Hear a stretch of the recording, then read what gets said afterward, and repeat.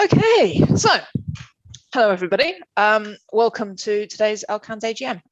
In case for those who weren't here earlier, my name's Emily Townsend. I'm currently president of Lcanz, and delighted to see lots of people joining us today. So bit of an agenda for this afternoon. We have the next hour is sort of the formal business of the AGM. Including President's Report, Treasurer's Report, some other updates. We do have a motion to raise and vote on, and just the official part of the committee update. And then from 4 till 5, Andre, who I have seen briefly a moment ago, will be talking to us about the LCA of milk, which I'm really looking forward to, and that includes some time for questions and discussion. So we'll start with the President's Report. And just a bit of an update on the year, really. It's been a fairly busy year. Our highlight was our summit in February. We had over 50 attendees, which was really fantastic turnout. And it showcased 14 speakers across 9 presentations and 2 panel discussions. So lots of really good and interesting content, lots of great discussions had, and good networking time. And saw many of you there, which was fab. And yeah, great to actually network and catch up in person. We got very lucky with our timings, as I remember at the time, to avoid snap lockdowns. We kind of snuck in there. Didn't get so lucky this time round, but it's the way of the world at the moment. So in addition to our summit, we've been quite active with other events going on. Following on, you may remember at last year's AGM, we talked about having a reciprocal membership agreement with ACLCA, the American Life Cycle Association Committee. Anyway, the American guys, and also ALCAS, the Australian LCA Society, and their events are now open to Lcanz members at member rates. So where they have free entry for their members, we are also able to join them for free, and where it's paid, we get their discounts. We've been sharing details of those with you as they come through, so I hope some of you have been able to take advantage of them. I think some of the highlights, I haven't put them all up, but the LCA 101 online course that ACLCA ran last year, and we will be having something similar coming up soon, supported by Massey University. And the ACLCA conference as well. And I also see they are currently sharing details of their 2021 conference, which is coming up in about a month.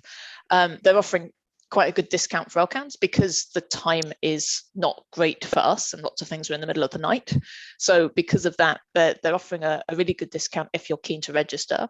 And also all of the sessions are then recorded, so you can always watch them afterwards. So if you're interested in that, definitely check them out. And it's realize that the times aren't always great, but it's good to have the sort of additional the additional stuff that's open to us. So yeah, we do try and share the details. Keep an eye out on our website, our social media channels, and for key ones, we'll also send out MailChimps, but we try not to swamp everybody. We've also worked with our partners to bring lots of LCA relevant content to our members through the year, as well as spreading the LCA message through our partners channels. So as examples, we appeared at the Zero Waste Summit. We hosted a webinar for Waste Men's, joined the podcast for HERA, and then also have been pleased to share plenty of webinars from other people with our members. So I hope you have had some benefit from all those. Oops. Leading on from that, one of the things that's kept the committee very busy during the year has been responding to consultations. So we made 4 submissions, or submissions to 4 consultations this year, on behalf of and with input from our members. If you check out the best practice section of our website, it has more details on what we actually ended up submitting and also the process that we go through. So many thanks to all of our members who contributed their feedback and input into those consultations. We really value being able to put forward that joint view. And a special thanks to our committee members for actually working so hard to pull everything together, and to the best practice working group who've been involved. We've had particularly good engagement with the Building for Climate Change consultation. So obviously we put into the original, I think it was last year, their original consultation, and then kept in touch with Katie Simons, who's the lead for the Whole of Life Embodied Carbon project, who was our keynote speaker at the summit. Katie has been very keen to engage with the Lcanz community and with our group of professionals about their methodology and development. So when that consultation came out, it was circulated actually just to relevant members. It wasn't sent to everyone because it was a bit more specific, but plenty of you had the opportunity and did feed into it. And we also organised a workshop for those members at the start of August, where there was a chance to actually have one-on-one direct feedback and questions with Katie. And that's something we'll be looking to try and do more of in the future around sort of specific topics, and making that a bit more available, so that while it's great to get together as Lcanz as a community in general, to also try and pick out, what can we do for the ag sector, what can we do for the food sector, and have a bit more ability to engage with each other on that sort of thing. And membership. So it's actually been really exciting over the last few years to see how much we're growing. We've had 13 new corporate members join us since our last AGM, which was last June, so a little over a year, and another 10 individual and student members. So it's really awesome to see that growth. Great evidence of growing interest and engagement with LCA in New Zealand. Very exciting. You can see the FY22 year here has already started well. So that's 4 new corporate and 3 new individuals joining us since the start of June. So yeah, it's really exciting to see our memberships almost at the highest it's ever been. And certainly our corporate membership is at the highest it's ever been. And with that influx of new members, I'm really looking forward to seeing the outcomes of all the LCA work that must be in progress around the place, and to sharing some case studies. So a warm welcome to all of our new members. Just highlighting our new corporate members here. This is the 30 that we've had in the last year. And a reminder that you can find out more about all of our members on our website. And also, please do go and have a look at your own profile. You can customize it to share your experience. So please do check out, make sure that your profile is up to date. If you aren't sure how, if you don't have your login details, get in touch and we will be very glad to help, because each member is responsible for their own page. So that way you can go see all the good stuff that people are doing. Speaking of members, we're also reinvigorating our Lcanz Members Forum on LinkedIn. It's intended to be a bit of a safe space for our members to discuss LCA, to ask for help, to share ideas, because it really is a members only area. So please feel free to use it to connect with the rest of the Lcanz community. As a committee, we will try and post from time to time, particularly probably to share things like RFP requests that come into the Lcanz inboxes. But the aim isn't so much to be a communication channel from Lcanz to our members, so much as amongst and within members. So please feel free, get involved, and try posting stuff. It's a listed group, so you should be able to see it and request access, but we will only grant access to our members. So jump in and join us. And then looking ahead, so we're often asked about providing LCA training. It's not directly in our remit to actually provide training courses as Lcanz, but we are delighted to be able to promote courses run by our partners when they're available. The New Zealand Lifecycle Management Centre and Massey University already offer 15 credit papers in lifecycle assessment and lifecycle management at a postgraduate level. For those looking for a lighter touch, they are introducing a new introduction to lifecycle assessment, which is aimed at professionals who want to be able to commission LCA studies and to interpret LCA results to support decision making. So it's really about that, understanding it. You won't walk away being able to do an LCA study, but you will be able to commission and understand and use it, which is possibly the most important part. The course is available to register now. You should have already seen communications coming through from us, but to find out more, have a look at the upcoming events section on our website. It's profiled in there, and it's coming up quite soon, so get your registrations in. The end side of development, we're also delighted to finally be able to offer the Lcacp exam again to those who are interested. It will be going online any day. I was told it was going to be online last week, but we are still waiting to actually see it launched. It's going online via ACLCA, the American team. We will still be doing our on-site review ourselves as Lcanz of your prerequisites, and we'll be updating our website with the new process. So we'll still do the prerequisites, but the exam itself will be on an online platform. It's still going to be closed book. Apparently they have very clever tech that means they can watch you and make sure that you don't cheat. So the actual exam, the exam itself essentially is the same. It's still a 3.5-hour closed book exam, but we no longer need to organize a venue and a proctor. So it will be much simpler to sort of take it as and when you're ready, which is quite exciting. So we will be communicating about that as soon as we have the go ahead from ACLCA. So keep an eye out, because we're very excited that that's finally coming back online. We recognize our current newsletters are full of LCA news from around the world, but there's actually very little about what's going on in New Zealand itself, and we want to rectify that. So just to highlight, we've put out an RFP recently for support with content creation. The aim is to get a communications expert to help our members to tell their stories. Ideally, we're looking for someone who's got an existing interest in LCA. So we've put the RFP out to our members in the first instance. But if that doesn't generate any interest, we will, of course, go out to a wider group, because the main thing is getting that comms support. So we know there's lots of great LCA work going on out there. This is about trying to pull the details out, creating things like member profiles, case studies that we can start sharing through our comms channels. There'll be a reminder about the RFP going out on MailChimp tomorrow. So keep an eye out if you're interested. And flip side of that, we're also always interested and on the lookout for member news to share. So please keep us informed, send us an email, mention us in your social media posts so that we can help to spread the word on the good stuff that you're doing. And finally, I would like to say a huge thank you to the committee for all of their work to keep Lcanz running and humming. They are tireless in their efforts, and it's been, I hope you'll all agree, it's been a good year, and we look forward to another one coming up.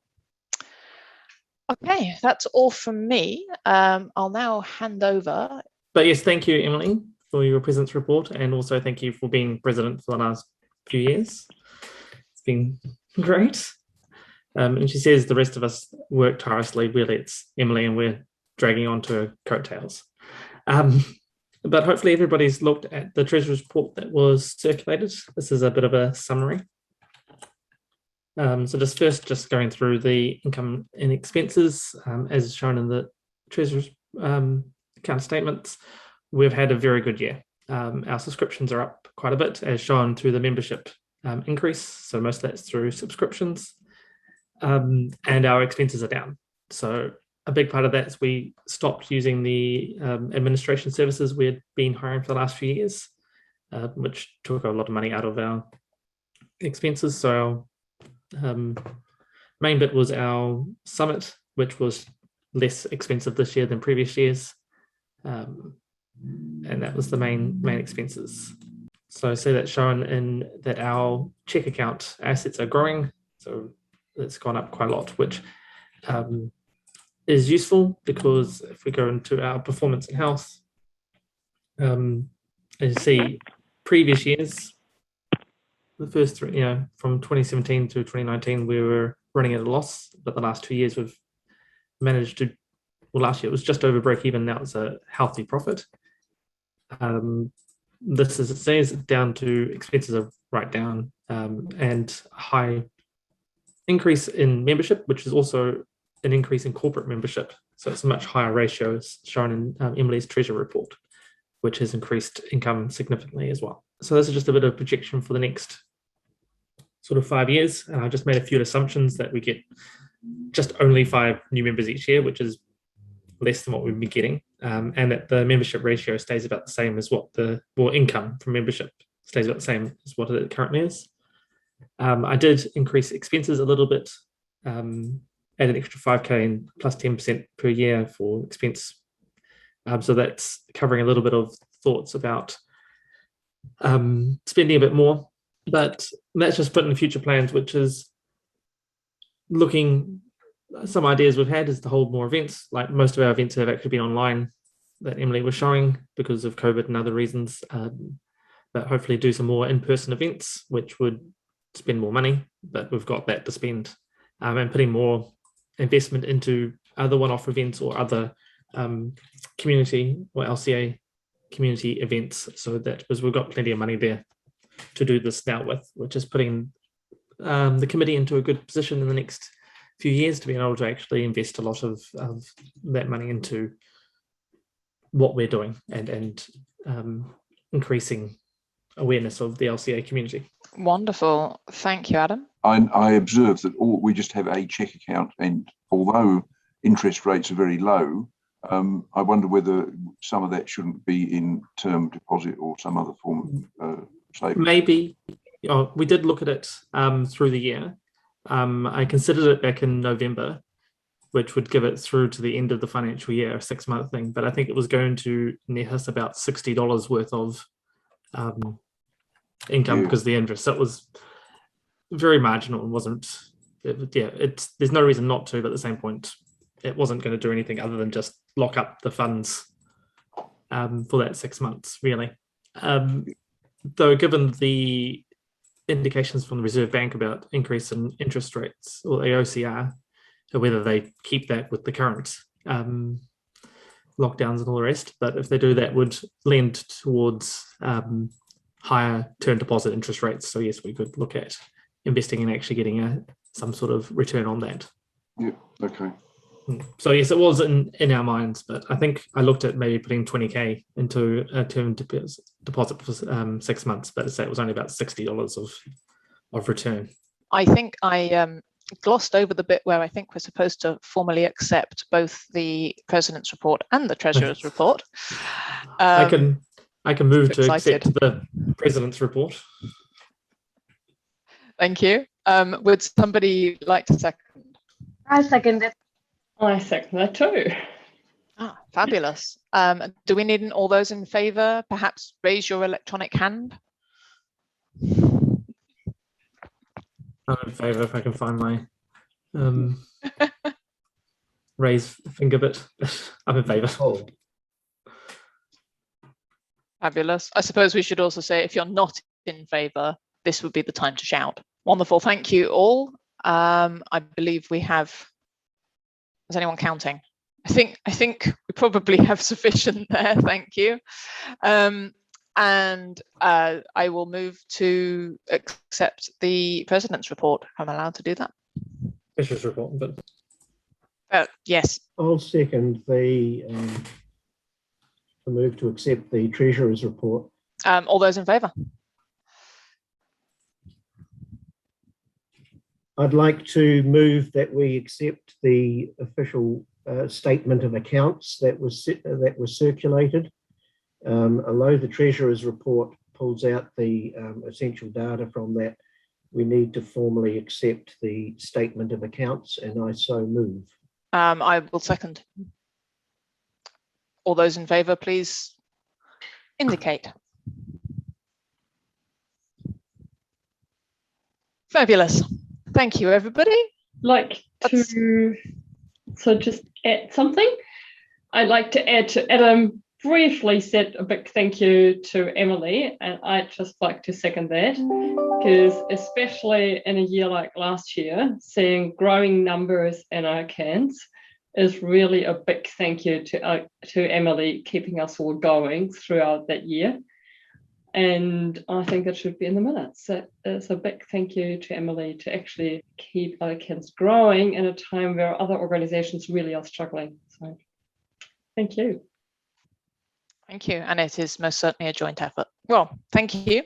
And I am an Lcanz appointed director of the EPD Australasia company.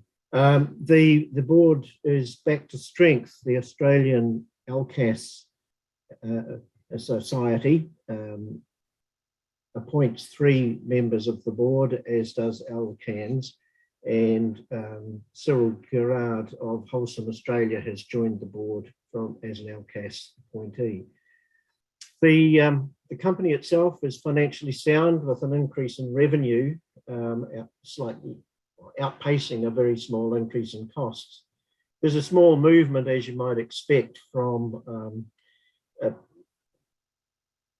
attending conferences and advocacy events towards website webinars and newsletters. So we've gone a bit more digital and electronic, so that is slightly visible in our accounts, but we are profitable, quite significantly so. The International EPD system, which is our parent company, issued its 4th version of the Governing General Program Instructions, the GPI version 4. And this has required a bit of work from our TAG, the Technical Advisory Group. That's one of the major elements of this current year. There's continued growth in both the membership and published EPDs, including the development of process certified EPDs, and Wholesome Australia has the first process certified EPD system for Australasia. In terms of EPD members, there's a steady growth. You'll see there that Australia has outpaced New Zealand in the last 2 years quite significantly. And in fact, for 2021, there have been no new New Zealand members, as at this point anyway. So the membership is continuing to grow, and unfortunately, we need to coerce some New Zealand members to join, or New Zealand businesses to join. The businesses are primarily construction and building products manufacturers. There is one food company, one tissue product company, one fabric and materials company, and 2 rail rolling stock companies that are members. And there is a hotel. The hotel has done its LCA and developed an EPD. But all the rest of those 48 members are in fact building product manufacturers. So we need to stimulate some activity in the other areas, and I'm predominantly, I'd be really keen to see food and agriculture involved more so. EPD publications, we're up to a total of 91 EPDs online in the register, and construction products, again, 92% of those EPDs. Rolling stock, wood, paper products, woven fabric are only 1 or 2% each category. So it is predominantly the building products. However, you can see the growth rate is steady, and you'll see now that process EPDs in the blue column in 2021, 6 process EPDs from Wholesome Australia. Again, in 2021, no new New Zealand EPDs at this point in time. So I'm sure there's a lot of work going on out there around New Zealand, and I'd be keen to see them translate into EPDs. Topics for discussion and elements that are coming up in the boardroom. We are keen, as I say, to broaden the client base. And this has been a subject of discussion, and we've attempted to get to advocacy opportunities in the past. They're not so easy under COVID, and particularly in Australia, the intermittent lockdowns of Australia. So we are still very much aware that we need to broaden the client base. Interesting that you can look up an EPD for beef products from northern Italy, grown in the cows grown in France and transported to Italy, and then an EPD is done on food products in Europe. And we say we've got more environmentally friendly food and agricultural products, but we don't see EPDs. EPD is going digital, and the GPI version 4 requires a transition to one product per EPD. Currently, you can put a family of products in the same EPD. The version 4 of the GPI is looking for us to have one product per EPD, and that is something that is being discussed quite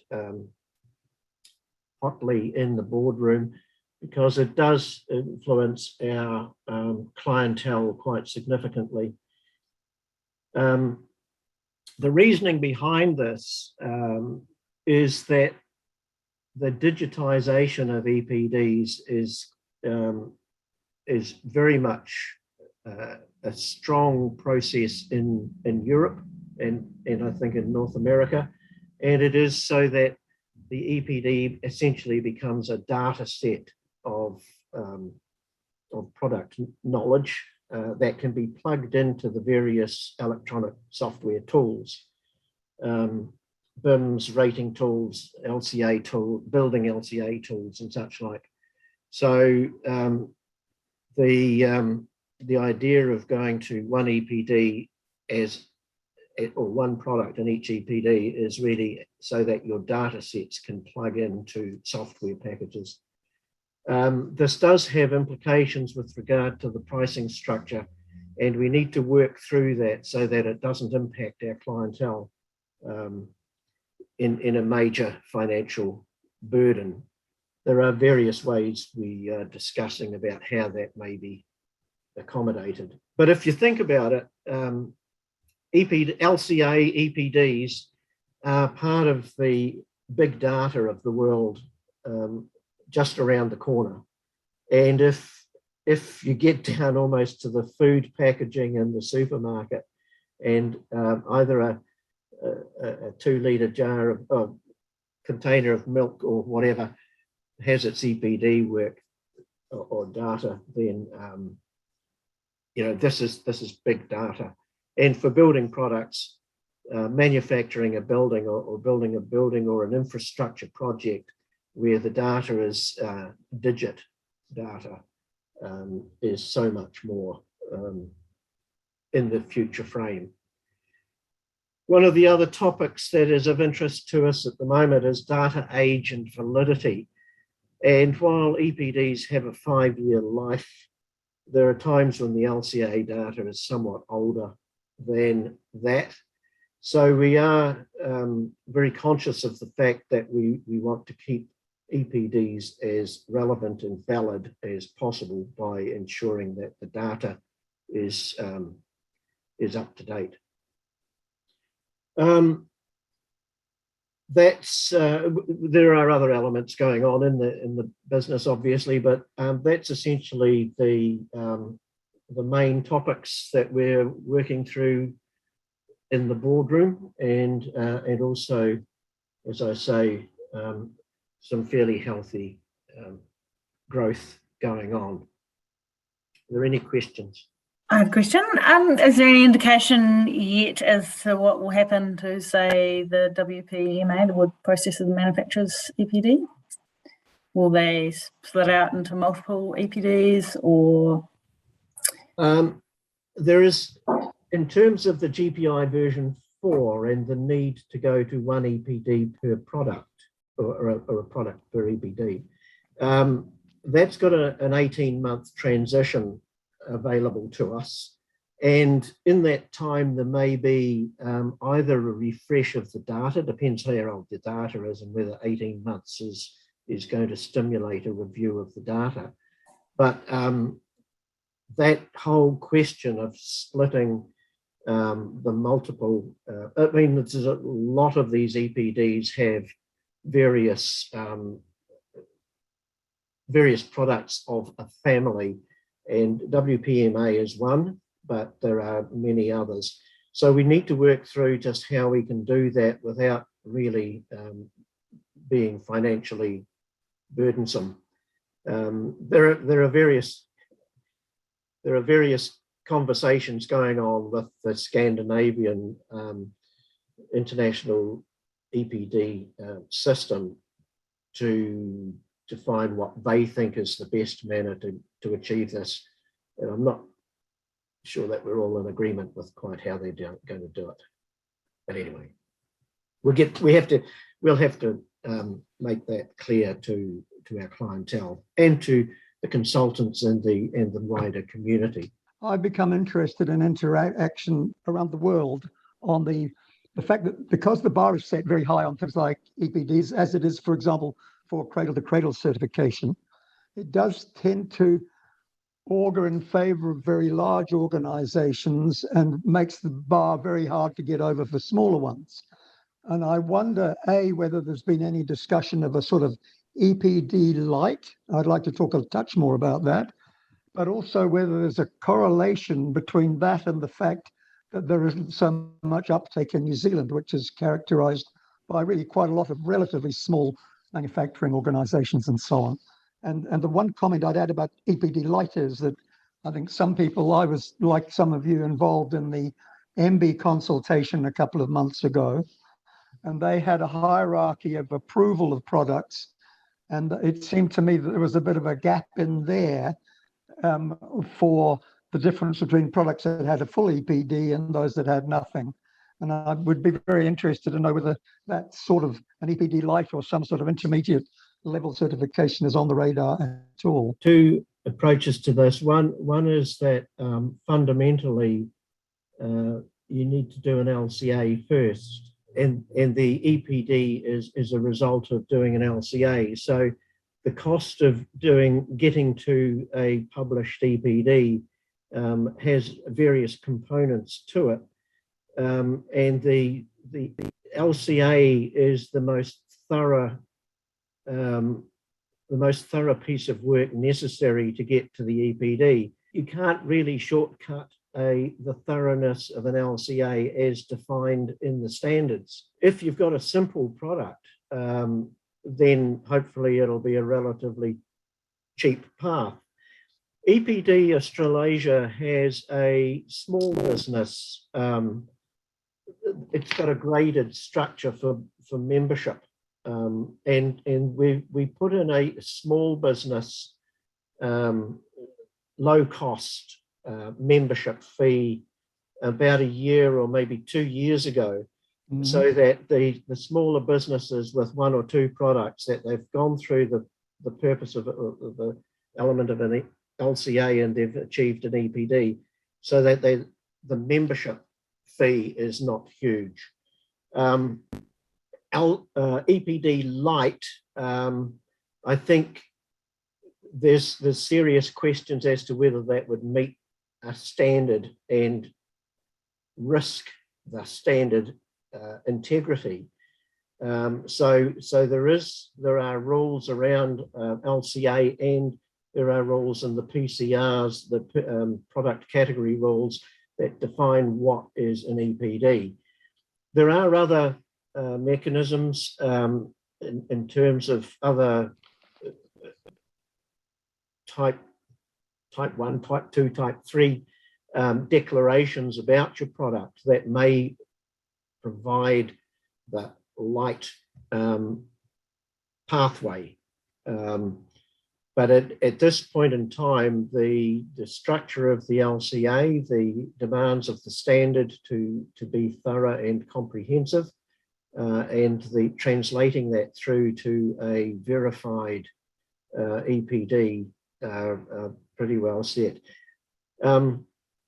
For smaller businesses, I would look at the pricing schedule for EPD Australasia and see how a small business can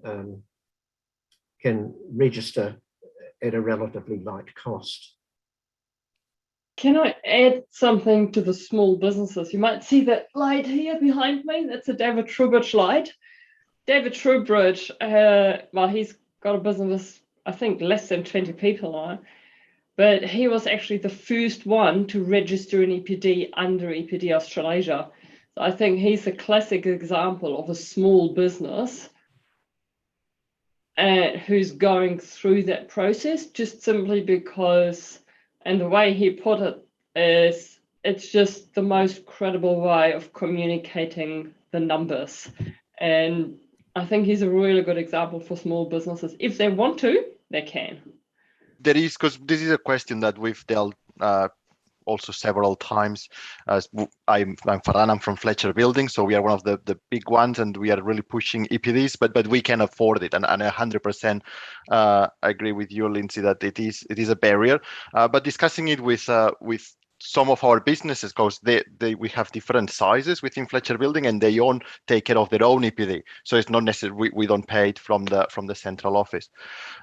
So some of them have is, how can we make this pay in different ways? And one of the ones we've discussed, do we join like WPMA did? So you join a series of industries and you do an industry-wide number. So this is one of the options that we've navigated. It doesn't give you like the specific numbers for your specific product, but at least you give like industry-wide information. And another big cost when you make your pretty beautiful printed EPD is the actual that to make it pretty and beautiful, and the PDF and all the marketing that goes with that one. So with the introduction of the GPI, you call it, John, GPI 4, once you go digital, a big chunk of that cost you will actually don't have it anymore, because you will have just a digital data set. So like the small businesses can just make their own small flyer or something to publicize those things. So that will also reduce the cost of having to not have publishable pretty EPDs. Is that correct? Yeah, it's a good point, Farhan. But I'd also say that's a non-mandatory cost now as well. Because yes, the required content for an EPD is all the LCA related information. You don't have to do the big glossy brochure. It's perfectly possible to do it without, but it's a good point. And yeah, in terms of the industry EPDs as well, it's a great way of making it more affordable for if there are a range of businesses within the same industry wanting to go down that route. But it also then makes it more affordable for each of those individual businesses to then publish their own EPD, because the work's already been done, the data's already been collected to feed into the industry EPD. So you get the industry one, and then it's a smaller additional cost to go, okay, and what about ours? So yeah, great point. It's definitely a good route to support smaller businesses. Realize it might not be available for everybody, but grouping up, I'm not going to say ganging up, but grouping up would be a good approach. Thank okay. you all for the answers. Oh, thank you for the question. Conscious of time, so we might move on to the committee elections, and we also have a motion to get through, and then general business in the next 10 minutes. So in terms of committee elections, Joe, I don't think you need to present anything, but can I hand over to you to take us through the business? Okay, hi. We've got 9 members on our committee, and the term of office for each committee member is 2 years. There are 4 committee member positions up for election this year. All of them are prepared to stand again, which is Emily, Barbara, AJ, and John. are up for election. All of them are prepared to stand again. There have been no further nominations received in accordance with the rules of the Society. Therefore, we welcome them back for a further 2 years. The rest of us are on for another year till we get re-elected. Hope everybody's happy with that. And if you're not, next year, put yourself forward. Or rather, ask someone else to put you forward. Wonderful. And okay, that brings us to a motion which was included in the AGM invitations and all of the other communications we've sent out. It's purely around the timing of our AGM. We were supposed to hold this motion last year and I forgot, so apologies. So the current clause 18.1 of the Lcanz rules state that the AGM shall be held in June or July each year at a time and place to be fixed by the committee. The reason we would like to make a slight change is the annual accounts, of course, are presented to members at the AGM, circulated 5 days in advance. And with our year closing at the end of May, it's quite a short time frame to finalise the accounts, creates quite a lot of pressure. So we'd like to loosen the timing slightly to remove that pressure. And then also to allow for virtual and mixed AGMs in the future, which is not explicitly allowed for in the rules at the moment. Naturally, we have done that in the last 2 years and needed to. And as you know, this year was planned to be a mixed event with the ability for people to join online as well as in person. And the idea behind that is as much so that in our changed world, people are able to join as with their preference. So, you know, of course, it's great to get together, but there will always be people who are further away, would prefer not to travel, would prefer not to meet up in the case of maybe being in level 2, for instance. So having the ability to have online or mixed event. So I therefore move that clause 18.1 of the Lcanz rules will be amended to: the AGM shall be held annually within 3 months of the close of the financial year at a time and a place to be fixed by the committee. The AGM may be held virtually using a suitable online meeting platform. And if you could all, I see actually in the reactions, there's ability to vote yes with a tick. If you could please vote. Actually, I created a poll.